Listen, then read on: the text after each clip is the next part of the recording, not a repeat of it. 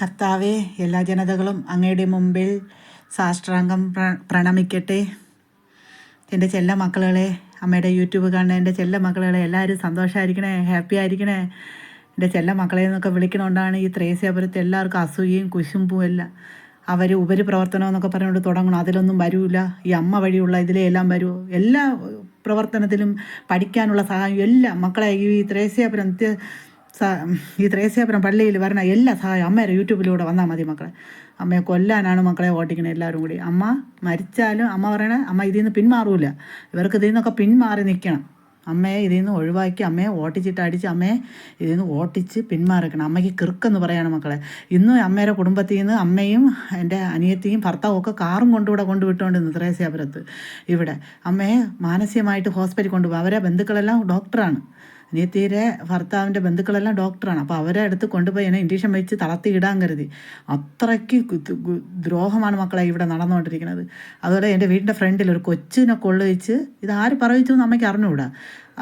ഉണ്ടങ്കോട് സ്കൂളിൽ പഠിപ്പിച്ചുകൊണ്ടിരിക്കുന്ന ഒരു കൊച്ചിൻ്റെ ഓടി പഠിച്ചുകൊണ്ടിരിക്കുന്ന ഒരു കൊച്ചിൻ്റെ ഓടി പോയി പറഞ്ഞു, എനിക്ക് മാനസികമാണ് ബന്ധു എന്നറിഞ്ഞപ്പം പോയി പറഞ്ഞു മാനസികമാണ് എന്നൊക്കെ പോയി പറഞ്ഞു. ഒരു കൊച്ചിനെ കൊള്ളിച്ചുകൂടെ പറഞ്ഞിരിക്കണം. അത് ആ കൊച്ചിങ്ങനെ പറയൂല, പക്ഷെ ആരോ പറയിപ്പിക്കുകയാണ് മാനസികമാണെന്ന്.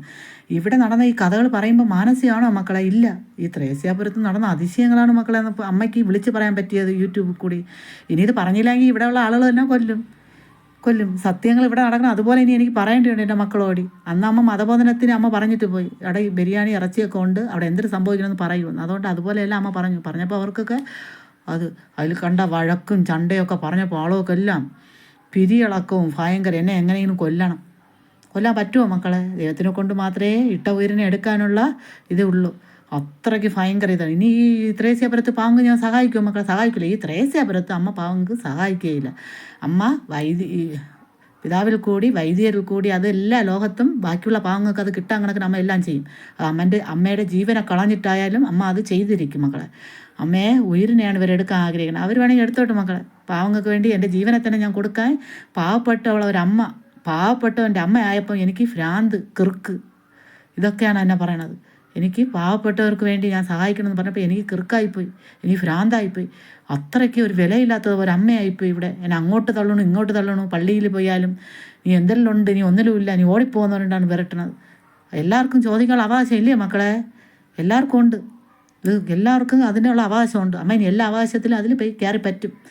അമ്മ എന്നുള്ള സ്ഥാനം ലോകത്ത് എല്ലാവർക്കും അമ്മ എന്നുള്ള സ്ഥാനത്ത് അമ്മ കയറി പറ്റും. എൻ്റെ യൂട്യൂബ് കാണുന്ന എല്ലാ മക്കളും സന്തോഷമായിരിക്കണേ, ഹാപ്പി ആയിരിക്കണേ. സങ്കടങ്ങൾ ഇതുപോലെ എല്ലാവരുടെ ജീവിതത്തിലും അപ്പി വരും മക്കളെ. മരണത്തിൻ്റെ പിടിയിൽ എല്ലാവർക്കും ആ ഒരു അവസ്ഥ വരും. വരാതിരിക്കില്ല. ജീവിതമാണ് ആ അവസ്ഥകളെല്ലാം മക്കൾ പ്രാർത്ഥിക്കണം. നല്ല പ്രാർത്ഥന വേണം. അതെല്ലാം താണ്ടി പോകാനുള്ള അമ്മയെ അങ്ങനെ ഒത്തിരി ഇപ്പോഴും ഈ മരണത്തിൽ നിന്ന് ദൈവം എന്നെ താങ്ങി എന്നെ മാലാഖയെപ്പോലെ കാവൽ നിർത്തിയാണ് മക്കളെ അമ്മയെ. അത്രയ്ക്ക് ഇന്നും അമ്മ ആ മരണത്തിൻ്റെ അവസ്ഥ അമ്മയും താണ്ടിക്കഴിഞ്ഞു. ഇനി അമ്മയ്ക്ക് പാവങ്ങൾക്ക് വേണ്ടി അമ്മ ധൈര്യമായിട്ട് തന്നെ മുമ്പോട്ട് പോകും മക്കളെ. അമ്മയ്ക്ക് കിറുക്കായിപ്പോയി. പാവപ്പെട്ടവൻ്റെ ഒരു അമ്മയായപ്പോൾ കിറുക്കായിപ്പോയി. എല്ലാ സഹായവും അമ്മയിൽ കൂടി വരട്ടും മക്കളെ. പിതാവിൽ കൂടെ ചെയ്താൽ മതി മക്കളെ. എന്ന് വെച്ചാൽ എങ്കിലേ വൈദ്യർക്കൊരു വിലയുള്ളൂ. അമ്മയ്ക്ക് വിലയില്ലാത്ത പോലെ വൈദ്യർക്കും വിലയില്ല മക്കളെ. അവിടെ പിടിച്ചുകൊണ്ട് ഇരുത്തിയിട്ട് 12 പേരും അങ്ങനെയല്ല, കുറച്ച് പേര് 1-2 പേരാണ് ഇതിൽ കൃമികൾ. അല്ലാതെ ബാക്കിയുള്ളവരൊക്കെ നല്ല സത്യസന്ധതയുള്ളവരുണ്ട്. ഇതിൽ 1-2 പേരാണ് ഇതെല്ലാം. അവരെ ബാക്കിയുള്ളവർക്ക് സത്യസന്ധതയുള്ളവർക്ക് പേടിയാണ് ഇവരെ കണ്ട്. അതുകൊണ്ട് മക്കളെ വൈദ്യരെ കൊണ്ടിരുത്തി അവർക്ക് പോലും ഒരു വിലയില്ല. അതുകൊണ്ട് അവർക്ക് വില വേണ്ടേ മക്കളെ? വേണം.